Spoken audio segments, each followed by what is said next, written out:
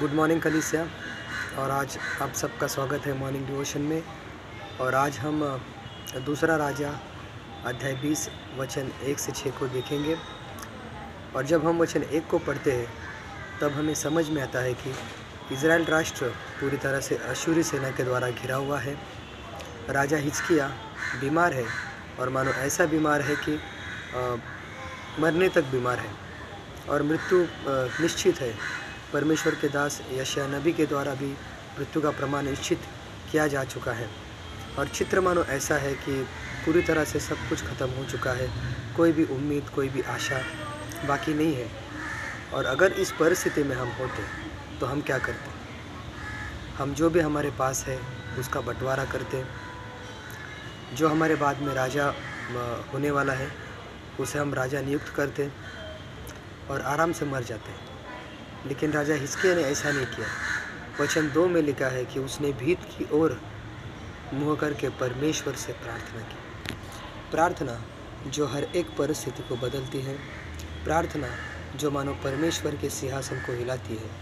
अगर आज हम किसी भी परिस्थिति का सामना कर रहे हैं, अपने जीवन में किसी भी परिस्थिति को फेस कर रहे हैं, तो याद रखिए, जो भी विश्वास के साथ प्रार्थना हम करते हैं तो परमेश्वर जीत केवल हमें ही देते हैं।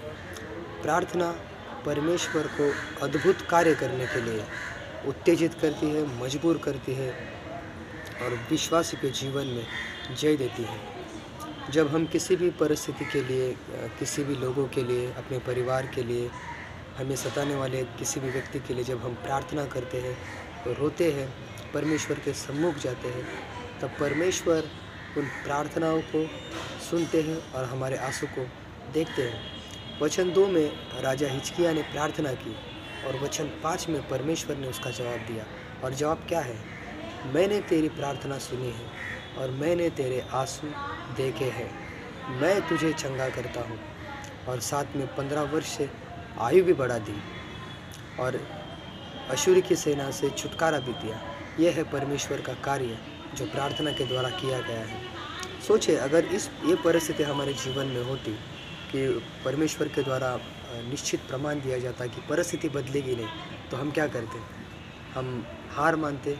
कभी ऐसा हुआ है कि हम किसी चीज़ के लिए प्रार्थना कर रहे हैं 1 महीना, 2 महीना, 3 महीना और सडनली हमने प्रार्थना करने बंद कर दी और हमें लगता है कि शायद परमेश्वर ये प्रार्थना नहीं सुन रहे हैं या शायद परमेश्वर हमें जवाब नहीं दे पाएंगे। हो सकता है ऐसा, लेकिन याद रखना, जिस क्षण हमने परमेश्वर के सामने अपनी प्रार्थनाएं रखी, उसी क्षण परमेश्वर ने हमें जवाब दिया है।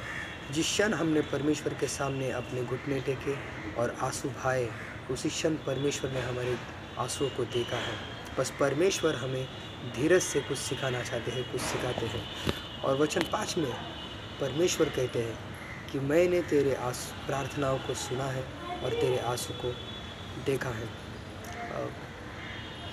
विश्वास के साथ की गई प्रार्थना ईश्वरीय आशा को उत्पन्न करती है।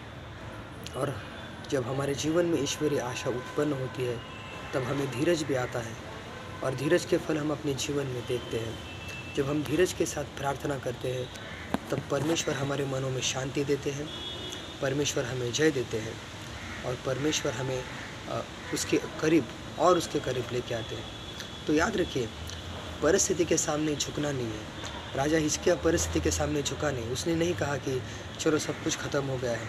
नहीं, वो परमेश्वर के सम्मुख आया, उसने परमेश्वर से प्रार्थना की, वो परमेश्वर के पास रोया और परमेश्वर ने उसका जवाब दिया। परिस्थिति के सामने झुकना नहीं, बल्कि प्रार्थना के द्वारा हर एक परिस्थिति को झुकाना है, क्योंकि परमेश्वर हमारे साथ है। आमीन।